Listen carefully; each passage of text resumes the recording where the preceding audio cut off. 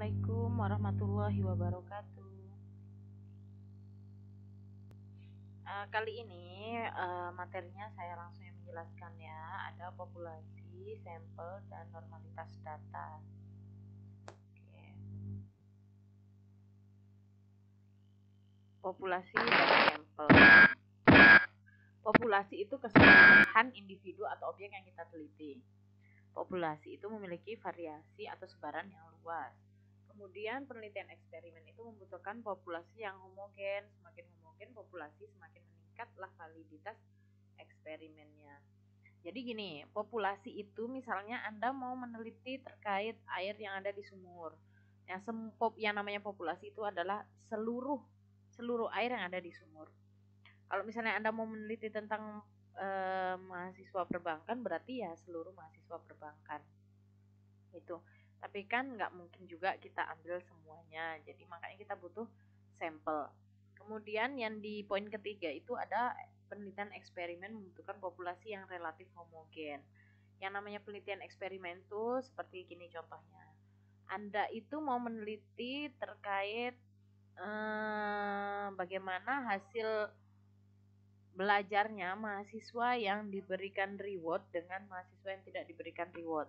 Jadi itu namanya eksperimen. Jadi eksperimennya itu adalah kita memberikan reward ke mahasiswa tersebut.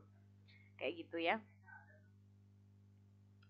Jadi populasinya misalnya itu semua mahasiswa perbankan.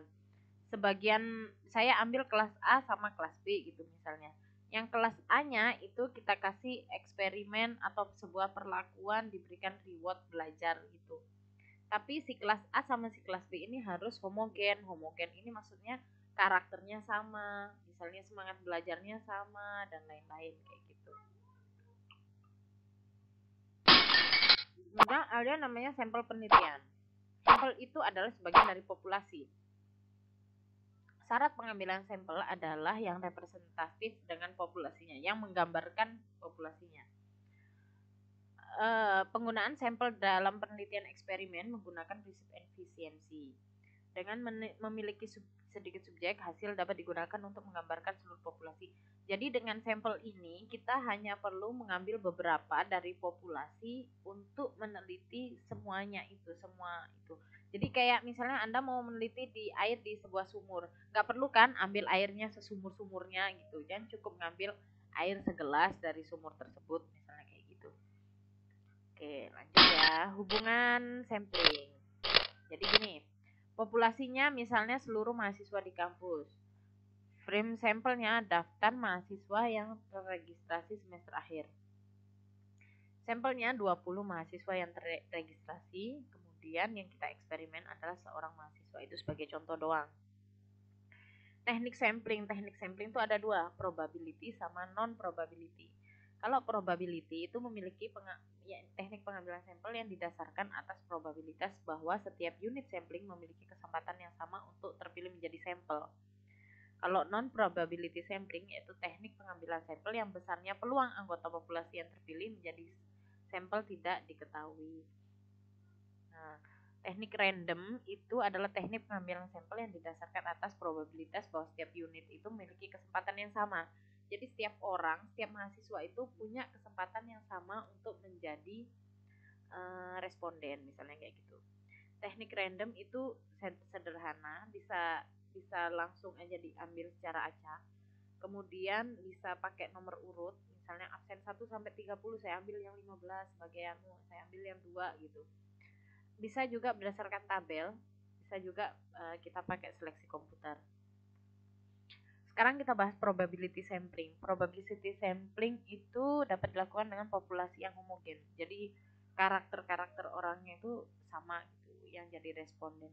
Dilakukan dengan cara mengundi nama atau nomor subjek dalam populasi. Atau bisa juga Anda bisa pakai cluster sampling. Misalnya saya mau meneliti tentang mahasiswa perbankan semester 3. Ya kita ambil cluster aja, kita ambil kelas A sama kelas B. Yang penting sampelnya itu bisa mewakili populasi yang akan kita teliti. Probability sampling juga bisa aja namanya stratified sampling. Nah, itu dilakukan populasi yang memiliki strata. Jadi ada stratanya. Jadi ada yang misalnya stratanya itu orang tuanya lulusan SD, orang tuanya lulusan SMP, atau kalau dalam pegawai itu ada yang golongan 1, golongan 2, golongan 3 kayak gitu. Nah, ini ada yang proporsional, ada yang disproporsional. Kalau proporsional itu menerapkan proporsi dalam pengambilan sampel pada setiap stratanya. Misalnya dalam perusahaan itu ada yang golongan 1 itu sebanyak 25%. Setelah kita tentukan jumlahnya sampel yang akan kita ambil, kita akan mengambil 25% juga dari yang lulusan SD. Misalnya sampel yang kita ambil adalah 100. Nah, karena proporsinya adalah yang lulusan SD hanya 25%, berarti kita ambil 25 orang sebagai responden kita. Kemudian disproporsional. Penentuan sampel itu tidak dilakukan dengan mengambil proporsi yang sama pada setiap strata. Jadi nggak perlu kita hitung lagi yang lulusan SD berapa persen kayak gitu. Kemudian non probability sampling. Ada accidental sampling, ada quota sampling, purposive sampling, snowball sampling. Kemudian cara menentukan jumlah sampel. Jumlah sampel itu harus kita tentukan dulu ya. Kalau di dalam buku referensi yang kita gunakan itu ada 3 cara. Yang pertama, tabel yang dikembangkan oleh Isaac and Michael. Yang kedua, rumus untuk menghitung sampling. Nah, rumus ini itu ada banyak juga. Silakan cari sendiri referensinya. Ada yang namanya rumus cross section, ada yang rumus Lovin dan lain-lain. Yang ketiga adalah monogram Harry King. Oke, kalau tabel yang pertama itu tabel yang dikembangkan Isaac and Michael ini seperti ini. Bisa dibuka bukunya, ada di buku. Jadi N yang di sini itu, N yang dimaksudkan di sini adalah jumlahnya populasi. Kemudian 1%, 5%, 10% ini adalah taraf signifikan. Jadi kalau kita ambil 1%, maka tingkat kepercayaan terhadap penelitian Anda, tingkat kepercayaan terhadap data Anda itu sebesar 99% atau errornya lah itu. Kalau misalnya 5% berarti tingkat kepercayaannya 95%. Untuk penelitian-penelitian sosial itu biasanya kita menggunakan error 5% ya. Jangan besar-besar, semakin errornya besar kan berarti semakin tingkat kepercayaannya juga semakin mengecil. Jadi datanya nanti ditakutkan tidak valid. Nah, untuk penggunaan tabel ini, misalkan Anda punya populasi sebanyak 1000. Tinggal Anda lihat N-nya yang 1000 di sini. Kemudian ambil errornya yang 5%, maka didapat 258. Nah, di sini saya tandai ya. Di sini ada misalnya ini 1000 yang ini. Terus ambil yang 5%. Nih, maka didapat 258. Jadi sebanyak 258 orang yang akan dijadikan sebagai sampling kayak gitu.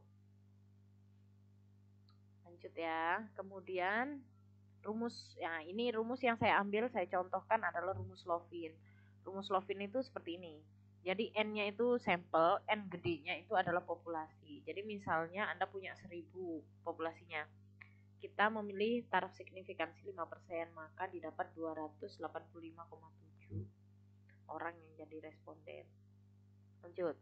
Kemudian ada monogram Harry King. Monogram Harry King ini ya gampang juga sih. Contohnya kayak gini. Misalnya ini ukuran populasinya ini kesalahannya ini. Kemudian ini adalah persentase populasi yang harus diambil. Misalnya Anda punya populasi ini 200 orang. Kemudian ambil kesalahannya 5%. Nah, tinggal ditarik garis ke sini saja.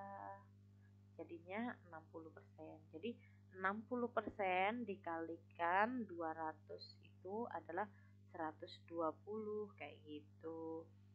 Monogram Harry King untuk menentukan ukuran sampel dari populasi sampai 2000. Jadi kalau lebih dari 2000 jangan pakai ini. Oke. Catatan-catatannya menurut Roscoe, ukuran sampel yang layak dalam penelitian itu antara 50 sampai 300. Nah, lebih banyak sampelnya itu lebih bagus. Bila sampel dibagi menjadi kategori, maka jumlah anggota sampelnya minimal 30. Untuk analisis multivariat, jumlah anggotanya 10 kali lipat jumlah variabel. Analisis multivariat itu adalah yang banyak variabelnya. Oke, untuk eksperimen masing-masing kelompok 10 sampai 20.